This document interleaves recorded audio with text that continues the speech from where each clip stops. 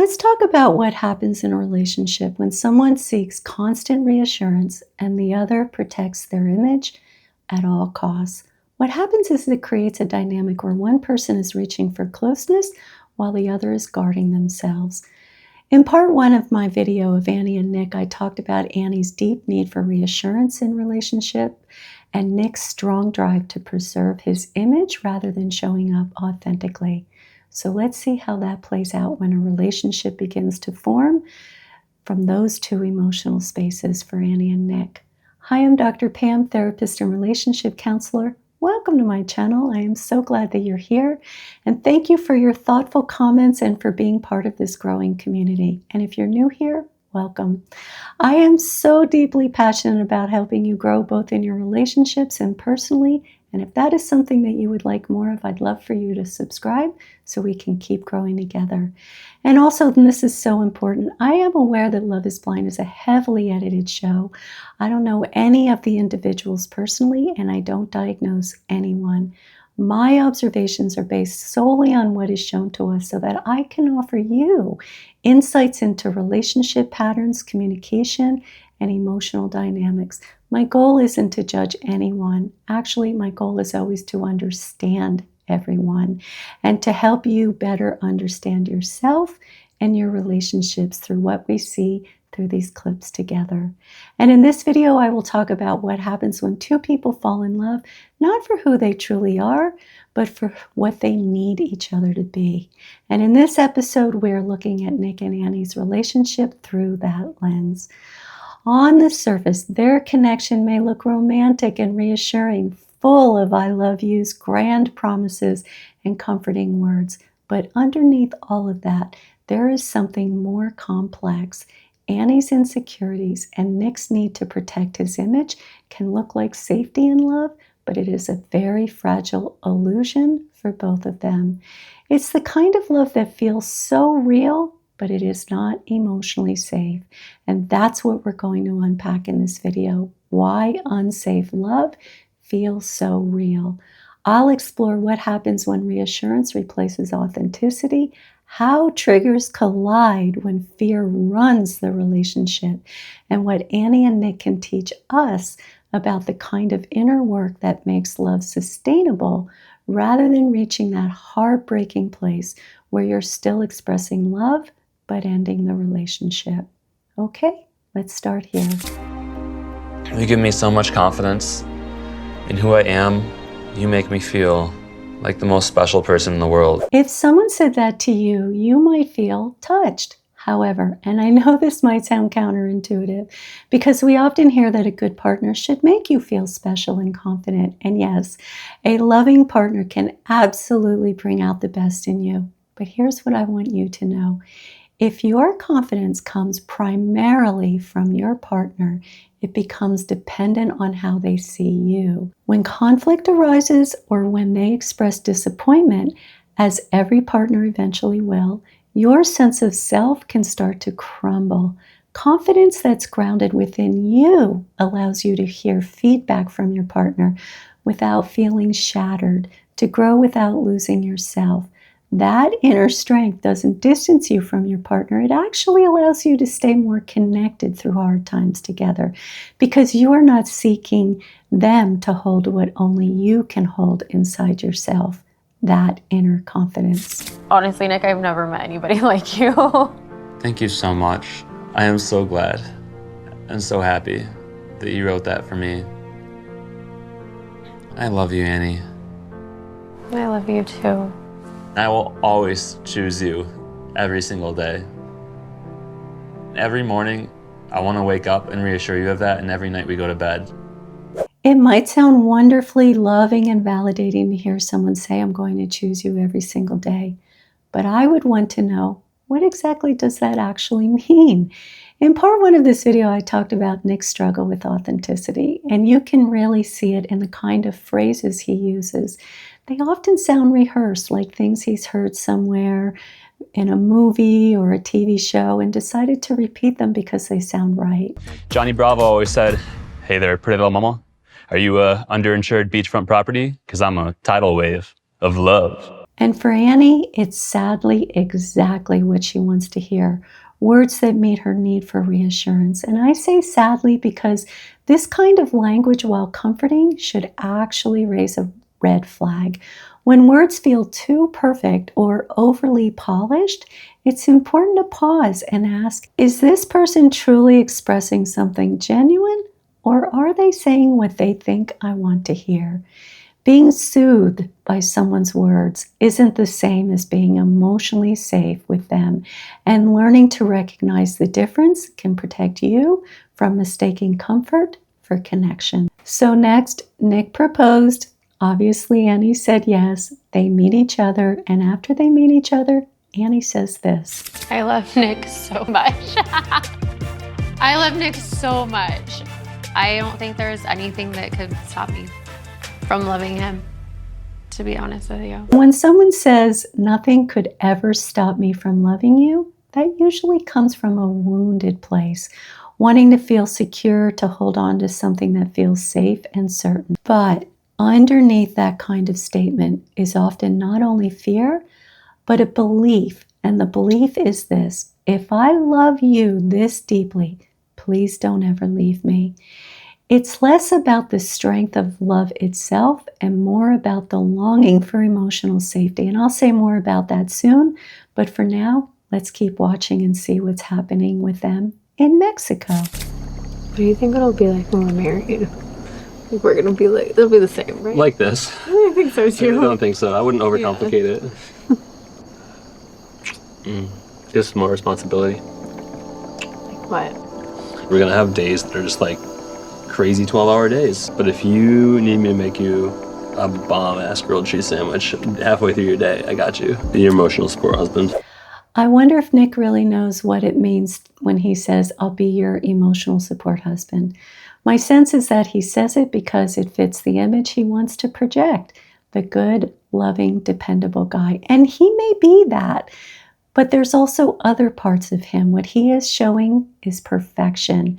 It's part of the persona he's carefully built to feel safe and worthy. But what Annie hears from Nick is this: I will always make you feel loved and supported no matter what. And when two people enter a dynamic like that, where one overpromises emotional safety and the other depends on it to feel secure, it is almost inevitable that their triggers will collide.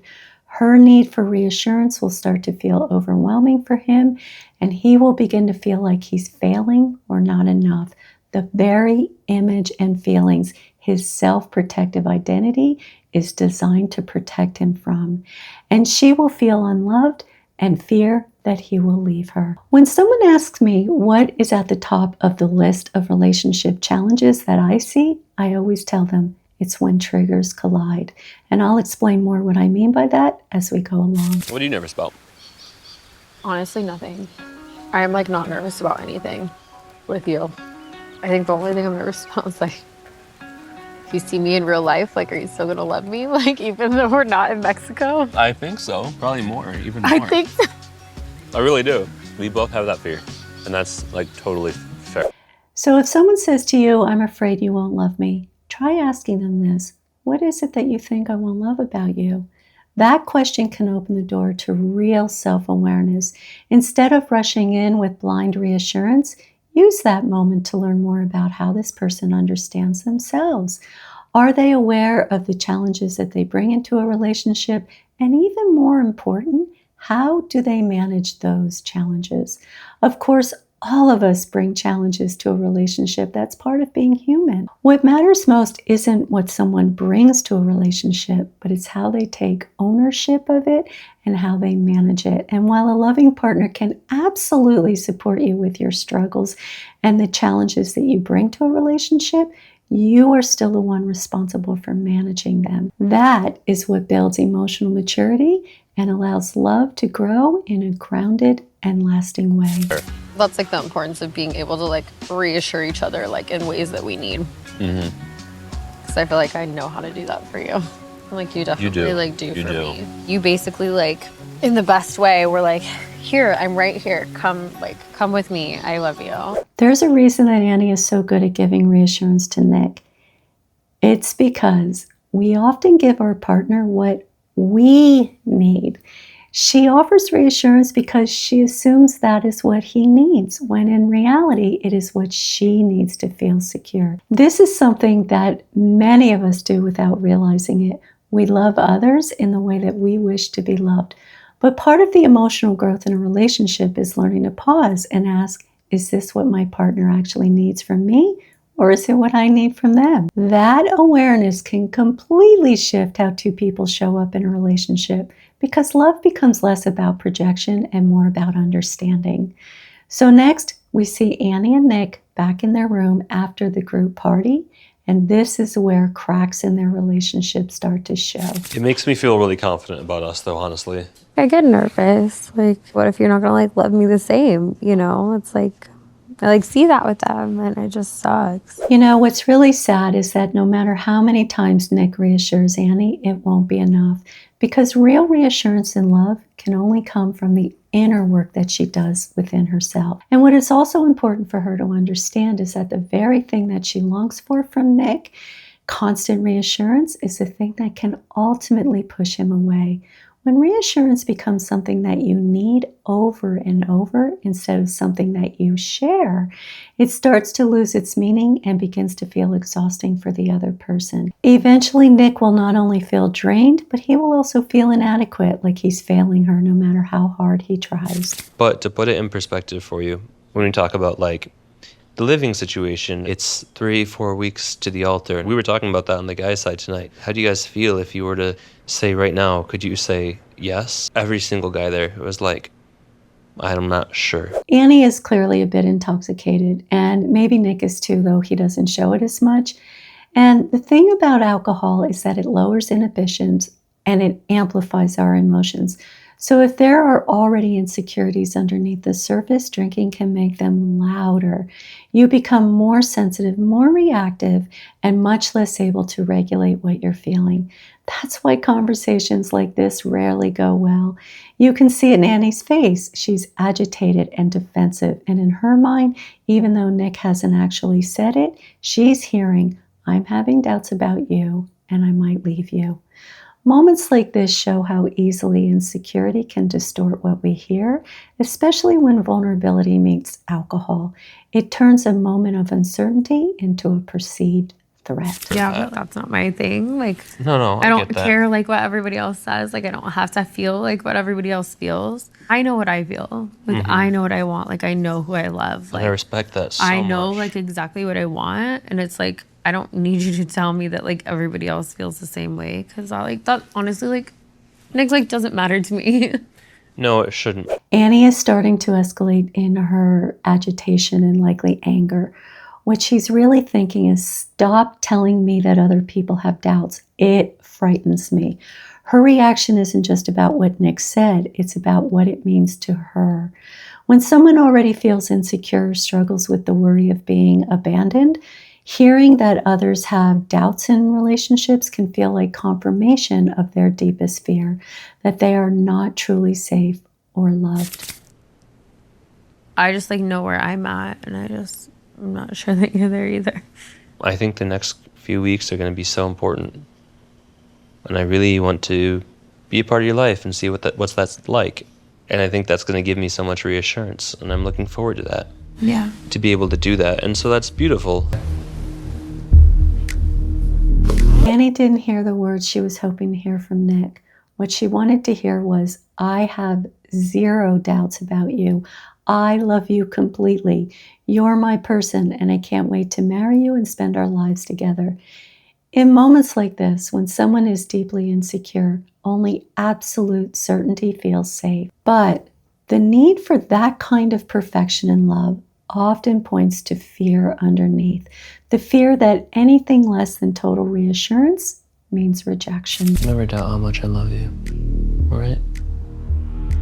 We'll have a good sleep. We'll rest. Tomorrow's a new day.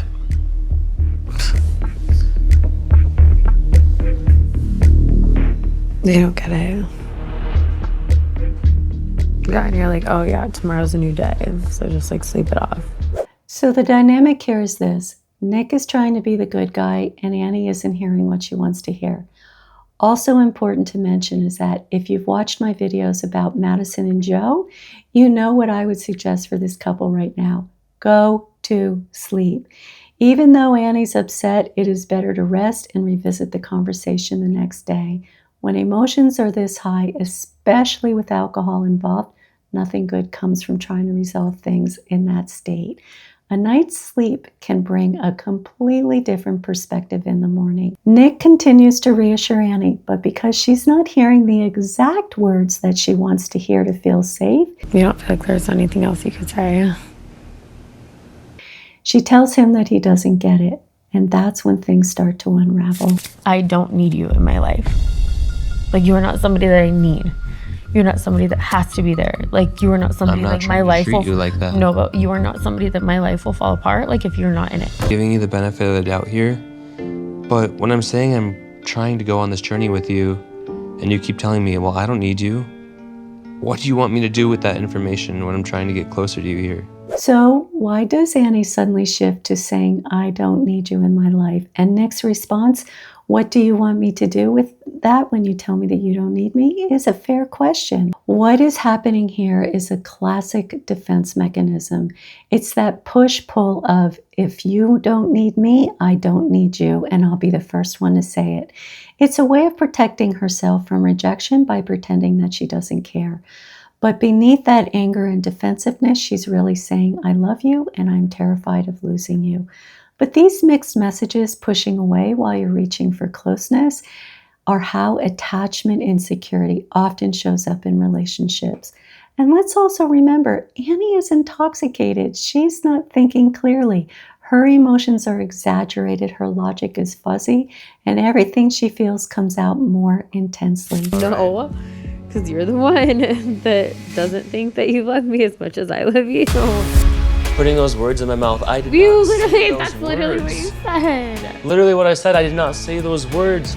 You literally are like, You're saying, Nick! but don't say that I said those things because I didn't say those things. So Nick is taking issue with Annie for putting words in his mouth. And to be fair, no one likes that. But for Nick, it hits a deeper nerve. He is protecting his image, essentially saying, I am not the kind of person who would say that to you. The irony is that it would actually be fair and authentic for him to say something like, I am struggling with how our relationship is unfolding.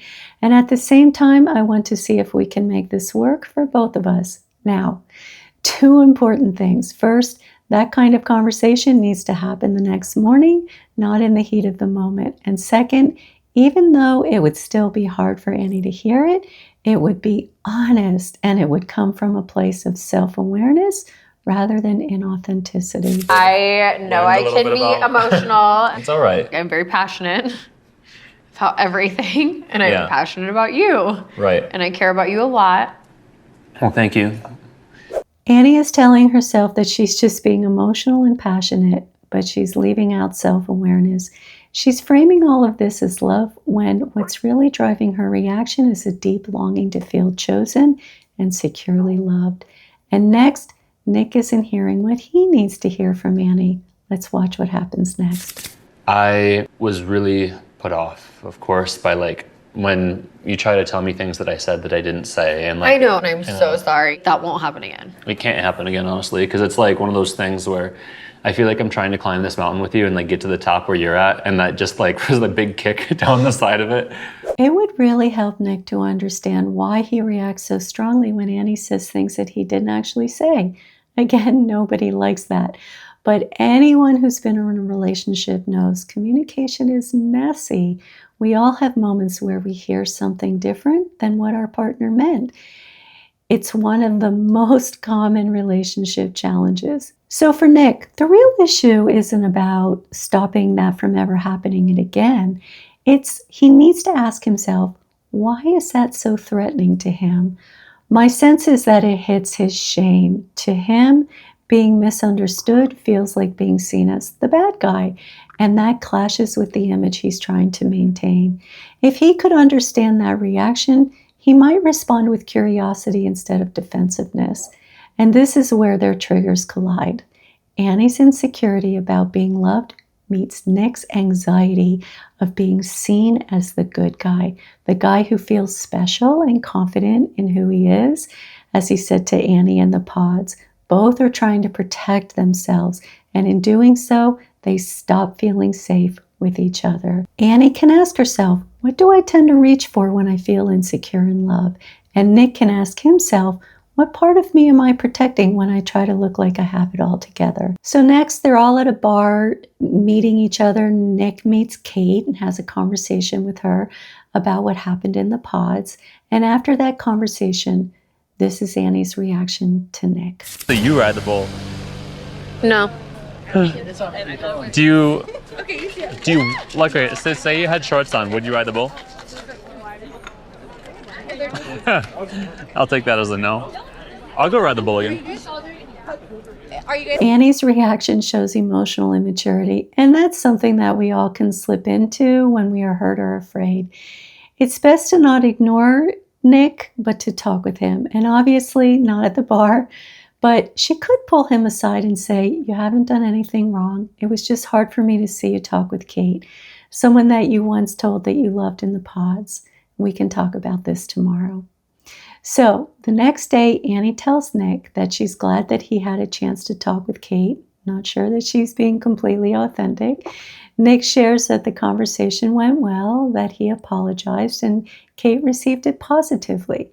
The conversation then takes a turn. Let's watch. Why do you want the reassurance? Like, what do you think I'm not telling you? I don't know. You think I'm holding back on you? Mm-hmm. What do you think I'm holding back on you about? That you don't love me as much as I want you to, like, you know, that you're gonna be happy with me. So you think I don't love you as much as you want me to love you? Well, unfortunately, Annie is intoxicated again, and it's like a fountain of insecurity pouring out of her. When she says things like, you don't love me as much as I want you to love me, it becomes an accusation rather than an invitation to understand each other. Conversations like this often get stuck in a cycle. You don't love me, yes I do, no you don't, and that spin goes nowhere. The only way out of it is to go deeper. Nick could ask, what is it that I do or I don't do that makes you feel that way? But even that's just a starting point. What makes this dynamic so complex is that Annie's need for reassurance didn't begin with Nick, and Nick's need to protect how he is seen didn't start with Annie. These patterns existed long before they met, and that's the work each of them needs to do individually to understand where those patterns come from. Because when you gain clarity about why you struggle the way that you do, you begin to feel empowered. Annie can start building the confidence and self-reassurance she's been seeking externally, and Nick can begin to understand why he feels safer presenting an image instead of showing up authentically. That is the kind of insight that allows real growth, both within yourself and your relationships. Sometimes.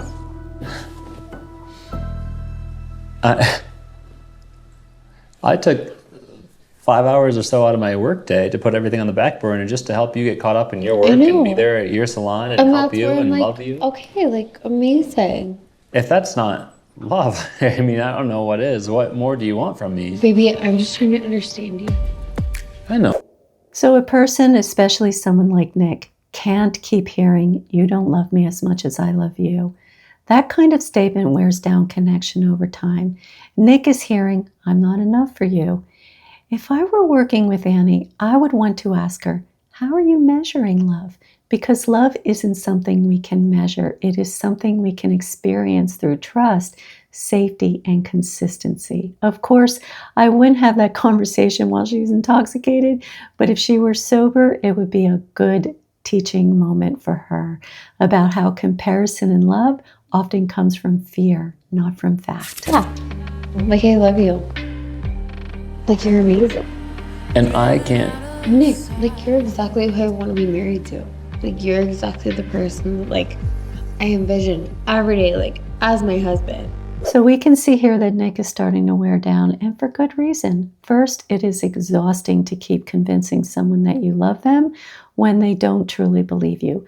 No matter how many times you say it, it never lands. And second, when Annie tells Nick that he doesn't love her as much as she loves him.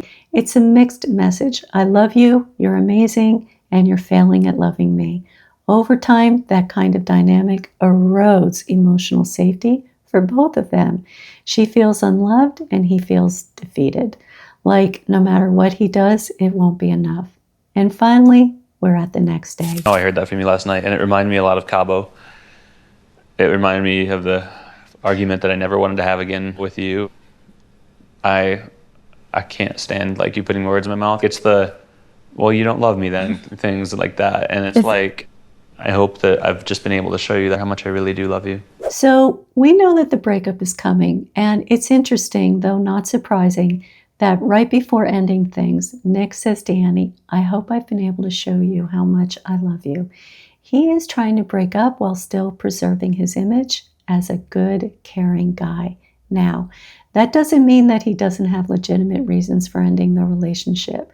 But even in this moment, he is managing how he is perceived, wanting to do the right thing while avoiding the discomfort of being seen as the one who is causing pain. Well, I really love you too. And I don't mean to be like, oh, you don't love me. It's how it feels though sometimes when I'm like asking you, like, hey, what are we doing next? And you're telling me that you don't know. I'm just trying to like give you the grace that like you need and be very patient with you, because I also need like patience and grace from you. Yeah. Because sometimes I just have a meltdown. All of us need a little latitude from our partner at times. Those moments when we're not showing up as our best selves. That's part of being in a real relationship. But Annie isn't taking any ownership here when she says, sometimes I just have a meltdown. What she's really asking is for Nick to accept her outbursts without her having to reflect on them or take any responsibility. I've just been really happy with you. But honestly, like, that was a breaking point for me. Getting to the altar, that's not a happy idea for me. I still want to get married. And I want to get married to you. Like, I don't want to get married to somebody else. Please just try. Nick hasn't been happy, and you can't say, I've been happy, but I can't marry you. Those two things can't coexist.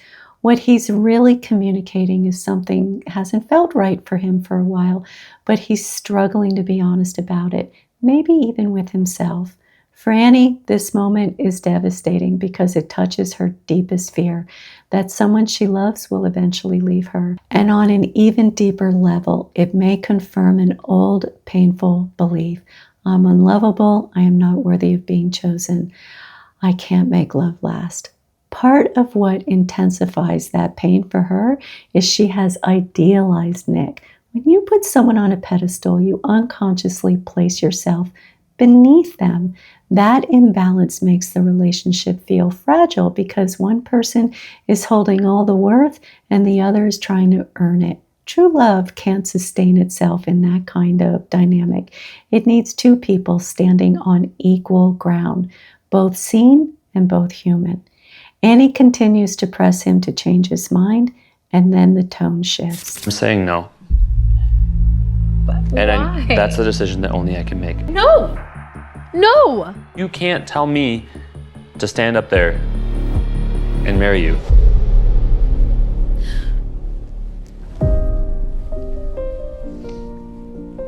Maybe. Sadly, reality is hitting Annie now, and her pain runs deep. We don't know her full story, but if we did, we'd likely understand where this pain comes from. That is often the hardest part about watching moments like this, when someone's current heartbreak triggers an old wound. It's something that I see so often. Children who have experienced emotional pain, loss, or inconsistency in their upbringing often grow into adults who unconsciously recreate the same experiences in love, not because they want to suffer, but because without self-awareness and insight, we choose what is familiar based on our early experiences in our life, even when it hurts. Until that pattern is brought into awareness, it keeps repeating. If Annie doesn't recognize the pattern and gain self-awareness, sadly, she will just keep repeating this pattern with someone new. I've been trying this whole time, Nick. My love for you is real. I don't want you to feel like you need to reassure me that your love for me is real. And I don't want to have another conversation where you're saying, well, you said you don't love me. I never said I don't love you. If I didn't love you, I wouldn't be here. I'm so sick of that. I'm so sick of that. Okay. Nick is finally getting more honest, but his honesty can sound contradictory. If Nick were really honest with himself, he would also recognize that part of what made this relationship so hard was how it touched his insecurities. Annie's constant need for reassurance likely made him feel he could never measure up, that no matter what he did, it wasn't enough. Is that good enough for you? Her need for reassurance collided with his need to feel competent, admired, and together they reinforced each other's deepest insecurities. Annie of being unloved, and his of being inadequate, not likable, and whatever else he is masking. The arguments that we've had have really sucked. That's not healthy leading up to marriage. Honestly, those things hurt. So if that's the reason, then that's the reason, Nick. I need you to just be clear. Like, give me something. I don't want to sit here and just keep wasting my time being like, I love you, I love you, I love you. Like, you know, and just like talking in circles and like you just continuing to love me less or like me less. The reason that I'm not willing to marry you is because I am unhappy. Okay. Nick is finally being honest. He really had me convinced that this was going to be our life together, that he was going to be my husband. This is like your plan like the whole time. Like, I wish you'd have just told me. It's obviously not my plan the whole time. Why do you do that to me? I still just feel like there's so much more that I'm like not understanding. I hope that everything wasn't fake. It's understandable that Annie is questioning whether it was all real. When a relationship ends suddenly, especially one filled with intense emotion and big promises, it's natural to doubt what was genuine. Part of her pain is real loss, and part of it comes from idealizing Nick and tying her worth to how loved she felt by him. Nick's love may have been emotionally sincere, but it wasn't fully grounded. He cared for her, but his inauthenticity makes it hard to trust the depth of that love. Nick loved through the filter of needing to be the good guy, while Annie loved through idealizing Nick. Both were reaching for love through their defenses. His, the image of perfection; hers, the longing for reassurance. So when it all falls apart, Annie questions what was real, and Nick retreats into protecting how he's seen. In truth, both were sincere in wanting love, but neither could stay connected from a place of emotional safety and authenticity. Okay, that is a wrap for today. Make sure to come back because I will be unpacking the relationship between Jordan and Megan. And I'm going to talk about why Megan may have been ready for a baby because of her experience on Love is Blind. See you next time.